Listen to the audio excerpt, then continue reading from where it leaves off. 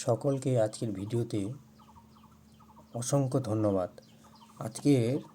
আজকালকার দিনের যত পরীক্ষা আছে সব পরীক্ষাতে কী আসে থাকে, সিটিং অ্যারেঞ্জমেন্ট বলে একটা পাজেলের চ্যাপ্টার এসে থাকে রিজনিং থেকে। ঠিক আছে, তো বাংলায় একটা আমি আজকে সিটিং অ্যারেঞ্জমেন্ট করে দেখাবো তোমাদের সামনে। তো ধৈর্য সহকারে একটু দেখবে।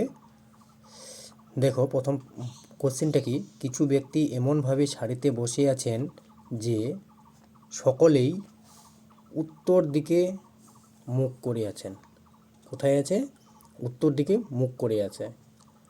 এন ও এন এবং ও এর মধ্যে কেবল একজন ব্যক্তি বসে আছেন। সবাই উপরের দিকে, উত্তর দিকে বসে তাকিয়ে আছে, কিন্তু এন আর ও এর মাঝখানে একজন আছে। ফলো করো এটা। এল বি এর বাম দিকে ষষ্ঠ স্থানে আছেন। এলটা কি? বি এর বাম দিকে ষষ্ঠ স্থানে আছে। এন এবং এল এর মধ্যে কেবলমাত্র তিনজন ব্যক্তি বসে আছেন। এল আর এন এর মধ্যে তিনজন ব্যক্তি বসে আছেন। কে এন এর ডান দিকে অষ্টম স্থানে আছেন। কে এন এর ডান দিকে অষ্টম স্থানে বসে আছেন। বি আর এর বাম দিকে সপ্তম স্থানে বসে আছেন। বলছে সারিতে 16 জনের কম ব্যক্তি বসে আছেন।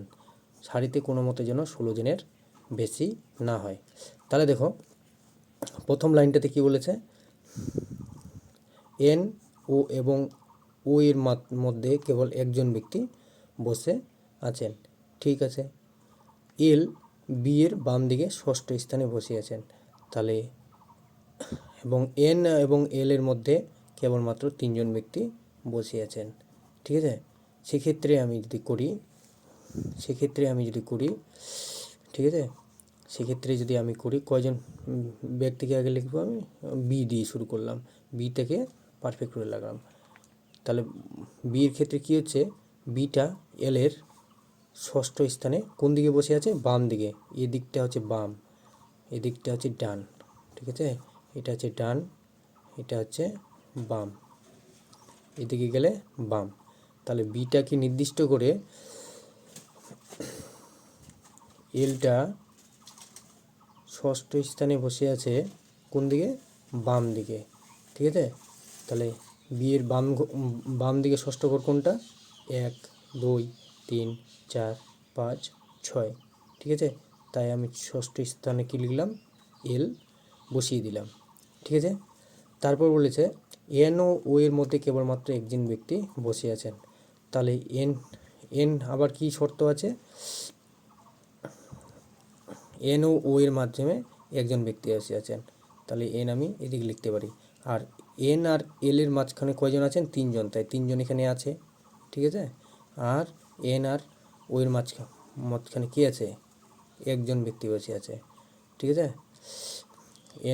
এন আর এল এর মাঝখানে কয়জন আছে? একজন, দুজন, তিনজন। ঠিক আছে। এবার আবার এন আর ও এর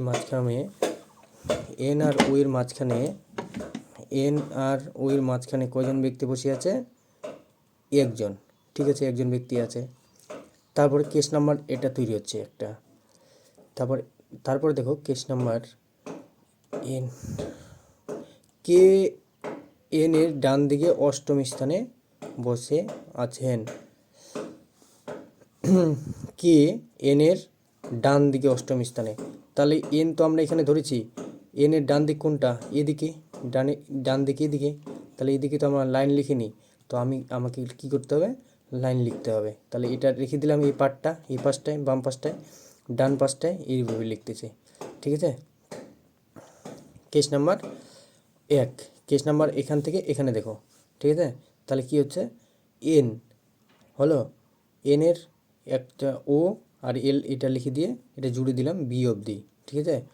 তারপর বলছে কে এন এর ডান দিকে, কেটা এন এর ডান দিকে, এই যে কেটা এখানে, ঠিক আছে, এন এর ডান দিকে অষ্টম স্থানে। তাহলে কি বলতে হবে? 1 2 3 4 5 6 7 8। তাহলে অষ্টম স্থান হচ্ছে এখানে। 8 নম্বর স্থানে কে বসে আছে? এন এর ডান দিকে কে বসে আছে। ঠিক আছে। তারপর বলছে বি আর এর বাম দিকে সপ্তম স্থানে বসে আছে। বি না কি বলে আর এর বাম দিকে সপ্তম স্থানে বসে আছে। তাহলে সপ্তম স্থানে বলতে এই যে আর এখানে লিখলাম, ঠিক আছে, আর এখানে লিখলে হচ্ছে কিনা সপ্তম স্থান বি, দেখো 1 2 3 4 5 6 7 সপ্তম স্থানে কি বসে আছে, আর বসে আছে। এটা এক ধরনের আমার উত্তর, মানে আমার সমাধান হয়ে গেল কেস নাম্বার 1 ক্ষেত্রে, ঠিক আছে। এবার দেখো আমি যদি কেস নাম্বার 2 বানাই একটা, এগুলো তো পসিবিলিটি অনেক আছে। হ্যাঁ, 2 বানালাম। এন আর এল এর মাঝখানে কয়জন ব্যক্তি বসে, কোথায়, 3 জন। তাহলে এন আর এল এর মাঝখানে কয়জন আছে, 1 জন 2 জন 3 জন, 3 জন বসে আছে, ঠিকই আছে। তারপর দেখো এল না কি বলে বি এর বাম দিকে ষষ্ঠ স্থানে। তাহলে বি এর বাম দিকে, এটা বি এর কি বাম দিক, বাম দিক কত নম্বর স্থানে আছে, 1 2 3 4 5 6 ষষ্ঠ স্থানে আছে, 6 নম্বর স্থানে এল, ঠিক আছে, হলো ষষ্ঠ স্থানে আছে। তারপর কোনো চিন্তা নেই, এই কেস নাম্বার 2টাকে আমি বড় করে এদিকে লিখছি, ঠিক আছে। এন যেখানে আছে সেখানেই আছে, এল যেখানে আছে সেখানেই আছে, আর বিটা যেখানে ছিল সেখানে লিখলাম, ঠিক আছে। এই কেস নাম্বার 2 অনুযায়ী যদি এটাকে বড় করে আমি লিখি, তাহলে এন আর ও এর মাঝখানে এন আর ও এর মাঝখানে বলে 1 জন বসবে নাকি, এন আর ও এর মাঝখানে 1 জন বসবে, ঠিক আছে। তাহলে এন আর ও এর মাঝখানে 1 জন আছে, 1 জন আছে এদিকে, আর এখানে ও বসবে, এখানে এই জায়গাটাও বসবে, এই জায়গাটাও বসবে না, কারণ 1 জন আছে, 1 জন বসে আছে, ঠিক আছে। এন আর এল এর মাঝখানে কেবলমাত্র কয়জন ব্যক্তি ছিল, এন আর এল এর মাঝখানে কেবলমাত্র 3 জন ব্যক্তি ছিল। তাই এন আর এল এর মাঝখানে কয়জন বসাতে হবে, 1 2 3, তাহলে এখানে হবে এল, এই জায়গাটায় হবে এল।